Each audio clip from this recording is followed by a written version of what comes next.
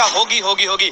माननीय रक्षा मंत्री जी, ये होगी आपकी कब पूरी होगी? दिल्ली की सड़कों पर, देश की राजधानी दिल्ली में, उस पर नजर कतई भी नहीं है। आगे बताइए। कहना चाहूंगा कि जो प्रदीप मेहरा का वीडियो वायरल हुआ था सोशल मीडिया के ऊपर, पूरे देश की मीडिया ने, पूरे देश के लोगों ने ये कहा था कि प्रदीप मेहरा को ये दो वो दो, उसको तमाम तरीके की सुविधाएं जो मिलनी चाहिए थी, कई लोगों ने आगे आकर दी। मिलनी भी चाहिए, उसका जायज था। मैं केंद्र सरकार से पूछना चाहता हूँ, आप उन नुमाइंदों से पूछना चाहता हूँ कि अगर आपको प्रदीप मेहरा का सपना पूरा करना था ना, तो उसको ये बोलना था कि आने वाले दिनों में हम आपको भर्ती देंगे, तब जाके उसका सपना पूरा होगा। आप सुविधाएं दे देंगे तब उसका सपना पूरा नहीं होगा सेना में जाने का। सेना में जाने में उसको सुविधा देनी थी, तो उसको आपको कहीं इस बात से अवगत करवाना था कि आने वाले समय में आपकी भर्ती इस टाइम निकालेंगे, तब जाके उसका सपना पूरा होगा। ऐसे मतलब उसको ऐसे वायरल कर दिया 2 दिन में। तो है नहीं कि जनता आपके साथ खड़ी नहीं है, जनता साथ है, पर वो स्थितियां देखती है। जब एक प्रदीप जैसे व्यक्ति को देखा तो उनके अंदर कहीं ना कहीं वो भावनाएं जागी कि किस तरीके से हमारी युवा पीढ़ी समय भटक रही है।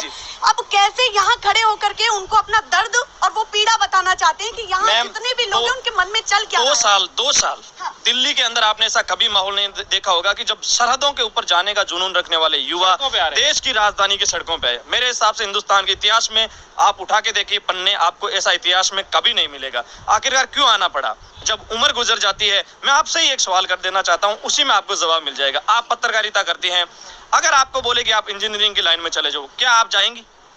ठीक वैसे ही मुझे आर्मी में जाना है, मुझे ये बोल दे कि तुम तो उस नौकरी के अंदर तैयारी कर लो, नहीं। जो खुमारी और जो जुनून होता है ना, जो सेना का विशेष तौर पे जो जिसके सर पे चढ़ता है ना, वो उतरने का हर साल हम सरकार से निवेदन करते हैं कि हमारी मांगे पूरी की जाए। हम कोई बेफिजूल की मांग नहीं कर रहे हैं, हम हमारा हक मांग रहे हैं, जिसके लिए हम 3-4 साल से मेहनत कर रहे हैं। 2 साल की हो गई हमारी ज्वाइनिंग होनी थी, लेकिन अब तक इनरोलमेंट कुछ पता ना अगली वैकेंसी के लिए कोई परीक्षा का रिजल्ट का। 2 साल से एक वैकेंसी नहीं है, बच्चे ओरेज हो रहे हैं। जो एयरफोर्स का सपना हमने बचपन में देखा है, वो सपना कोरोना खा गया। पैसे ब्याज पर लेके परीक्षा की तैयारी की, बड़ा बात है।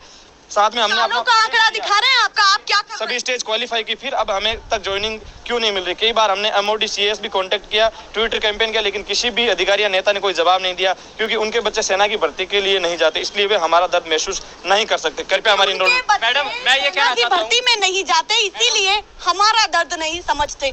अब तो बात लगी होगी, और अब अगर अभी भी नहीं लगी, किसी सांसद मंत्री के देखने के बाद भी नहीं लगी, तो कभी नहीं लग सकती। क्योंकि हाल भी बहुत बेहाल है, मैं बताऊं, क्योंकि मैं हर एक रिपोर्ट को एक बात मत समझना कि किसान का मेरी कौम के बच्चे दिल्ली की सड़कों के घूम रहे, वो एजुकेटेड है, बहुत एजुकेटेड है और बहुत हमारा दिमाग है, लेकिन हम नहीं चाहते कि हमारी किसानी और फौज के प्रति जो जुनून है उसको छोड़ के हम दिल्ली के अंदर आए। इस तरीके का हमारा जुनून हमारे ऊपर सवार नहीं है। साथ में बताना चाहूंगा कि देश के सांसदों ने सवाल रखा केंद्र सरकार के सामने। रक्षा मंत्रालय की रिपोर्ट ने क्या बोला कि 2019-20 की उन्होंने भर्तियों का रिकॉर्ड बता दिया।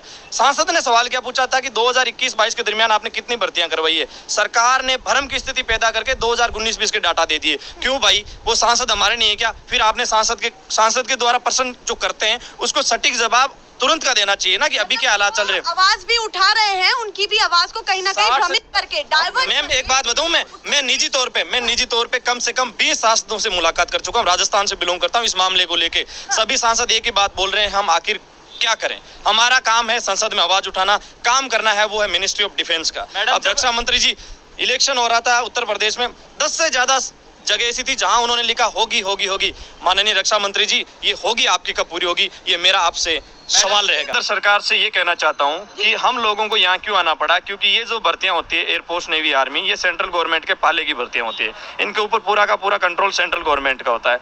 अब सेंट्रल गवर्नमेंट में हमारे जनप्रतिनिधि बैठते हैं, जो भी मेंबर ऑफ पार्लियामेंट है वो हमने चुना है। हम ये नहीं कहते उनकी सरकार, ये सरकार हमारी है। इस सरकार को हमने हमारे मत के प्रयोग से चुना है और हमारा भी हक है। आर्टिकल 19A का जो फर्स्ट पार्ट है वो हमें इस बात का राइट्स देता है कि हम देश की किसी भी जगह लोकतांत्रिक तरीके से अनुशासन की गरिमा में प्रदर्शन कर सकते हैं। और ये प्रदर्शन नहीं है, ये हमारी मांग को एक मुहिम प्रदान करना है ना।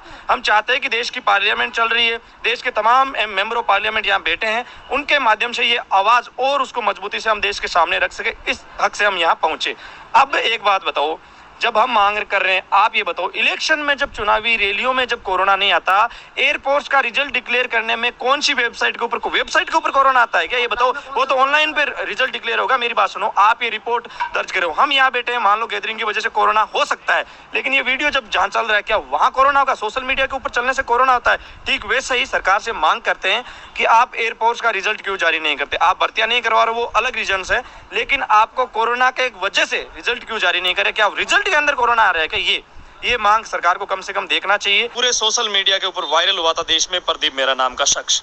देश की राजधानी आज 5,000 से ज्यादा युवाओं से ऐसे प्रदीप मेहरा जैसे युवा यहाँ है लगातार, ठीक है। लेकिन केंद्र सरकार एक तरीके से मेरे हिसाब से नींद में गुजर रही है। हम सरकार के खिलाफ नहीं, हम सरकार के साथ ये मांग करने आए थे कि कैसे भी करके आप हमारी आवाज को आगे रखो, क्योंकि ये हम कोई रोजगार नहीं मांग रहे हैं, ये विरोध नहीं है या खिलाफी नहीं, ये नाराजगी भी है। साथ साथ मैं बात बोल रहा हूँ, जो लोग बोल रहे हैं रोजगार नहीं, हम दिल्ली की सड़कों पे रोजगार मांगने नहीं आए। यहाँ सरहद पे जाने के लिए, सेना में जाने के लिए यहाँ जज्बा चाहिए, जुनून खुमारी चाहिए अपने दिमाग में उतारने के लिए। दूसरी ओर केंद्र के लिए भी भर्तियां मांगनी चाहिए। दूसरी ओर हम बात करते हैं, मेरी 19 से 21 साल की एज में मुझे 2 मौके मिलते हैं सेना में जाने के लिए। पिछले 2 साल से कोरोना काल का बहाना लेके केंद्र सरकार भर्तियां नहीं हो रही है। मैं केंद्र सरकार से पूछना चाहता हूं, जब देश में कोरोना में अगर चुनावी रैलियां हो सकती है तो फिर सेना रैलियां क्यों नहीं हो सकती? ये मेरा बड़ा मुद्दा है। इसके साथ साथ सदन में 60 से ज्यादा सांसदों से, चाहे विपक्ष हो पक्ष हो, इसमें कोई मुद्दा नहीं है। जब आप सेना के नाम पर राजनीति कर सकते हो तो आप सेना के इस मुद्दे को 60 से ज्यादा सांसदों ने उठाया, तो इस मुद्दे को ऊपर आप संज्ञान क्यों नहीं ले रही है? मेरा केंद्र सरकार से बड़ा सवाल है।